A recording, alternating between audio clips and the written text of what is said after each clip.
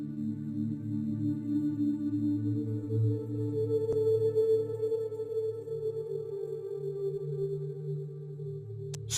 we are lost. But that is the first step toward finding ourselves. Finding the meaning of life seems like quite a crossing, at least on the surface. And yet, it is certainly simpler but also bolder than one might actually think. As often happens, it all starts with a story. Because that is always what we need. The cornerstone of a human being's existential stability is their story. First, we are little naked bipeds with a brain too powerful to fully understand ourselves, thrown into a world obviously too rich to be fully learned. Therefore, we must filter it. Filtering the world means choosing what makes sense to us. I don't need to understand everything that happens to me. I just want some things, here and there, some cuts and a bit of glue, opinions and pleasures, to fabricate what we call a personal narrative. This is the first stone on which we must pause for a moment. We all function through an internalized narrative, or what Jungian psychology calls a sense of self. We need a stabilized view of the world that serves us every day to live our lives, small lives. This is an obviously unconscious operation that we all carry out, whether we like it or not. It is what allows us to learn reality and fix it in a form of predictable coherence. How do I define myself? What do I have in mind? How do I define existence? These are basically the three pillars of our narratives. This small system of personal story formation works at full capacity from our earliest years. From the moment we develop what we call our ego, that is to say, very simply, from the moment when we are just a few years old and begin to understand that we are small autonomous entities, separate from the rest of the world. From this great realization of I am follows a whole series of questions about the world around us, such as, who will take care of me? How do I get the most attention from my parents? What makes me feel good? Progressively, by answering these immense questions, we arrive at a first narrative of personal existence, whose unconscious motives we will carry throughout our lives. Even today, the questions that give meaning to my life, as well as yours, have not changed radically. From the sum of these personal stories from our childhood derives what we consider today our reality, a collection of judgments, beliefs, and specific inclinations. A sense of self that gives consistency and meaning to the world around us. We spend our lives making sense of the world, telling ourselves stories. We can't help but put meaning into everything. Deep inside our psyches there's a little machine we might call the egocentric narrator, whose sole function is to process the gigantic streams of information we receive and filter them through our personal stories. The function of the ego is actually quite simple: to make the world predictable and to protect us as best as possible. And it really works, without a doubt. But sometimes that comes at a price. Therefore, when we say I can't find the meaning of my life, what do we really mean? Really, what worries us is not so much that our life is meaningless, but rather that our current narrative, our personal story, is no longer satisfying. The feeling of boredom, existential crisis, or wandering aimlessly does not come from an absence of meaning, but from bad meaning. I can't find the meaning of my life actually means I no longer like the direction my life is taking, which until now had been satisfactory to me.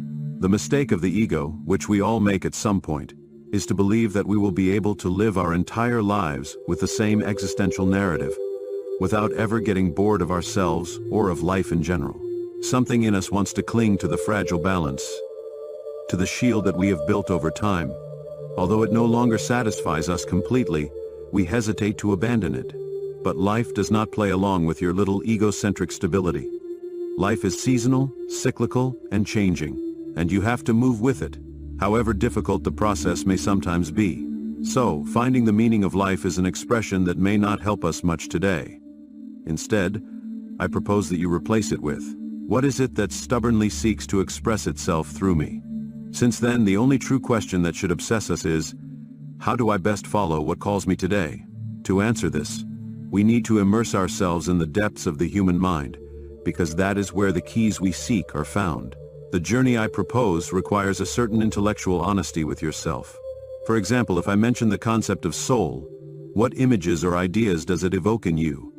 Most of you might picture the soul as a white ring, hypothetically linked to our existence, coming from Christian theology, a religious supplement of human existence directly linked to the divine.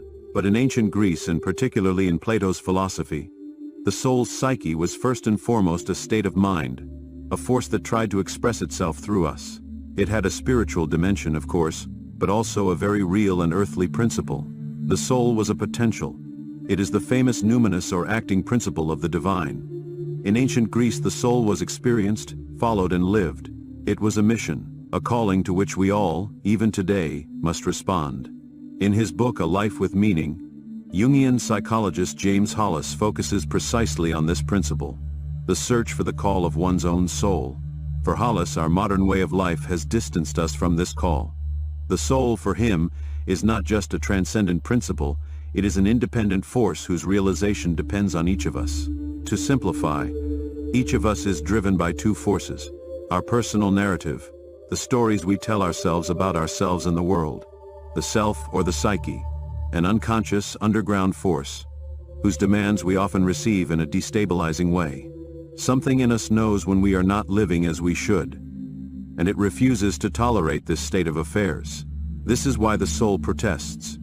And when it does, it manifests itself through suffering, what Jung called psychopathology. Jung spent his life exploring this idea, that most of our existential suffering comes from a disconnection with the call of our own psyche. From this rejection of the psyche's call in favor of a borrowed life, a life dictated by societal expectations, comes a slow atrophy of the appetite for life. This atrophy can range from mild nostalgia to severe depression. Problems arise when we lose our sense of sovereign uniqueness, that primordial force that was always there within us. And so instead of saying, "I am what seeks to express itself through me," we fall into the trap of saying, "I am what has happened to me." At that moment, our lives shift into passive mode. For Jung, psychopathologies are simply the rebellion of our inner life against the external structures we impose on ourselves. Thus, the real question we must ask ourselves is, how can we make space for the soul? The path to oneself is not always epic or monumental. On the contrary, it is often a path of raw but necessary humility. No one knows exactly how you should live your life. The best thing you can do once you have put some order in your mind is to serve your personal mystery. Surrender to the mystery, because it holds the baton.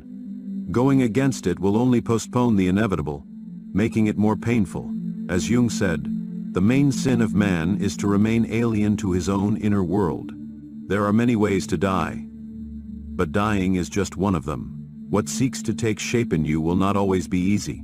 It will require courage, a little irrationality, and a lot of integrity. But it is a path that is worth taking.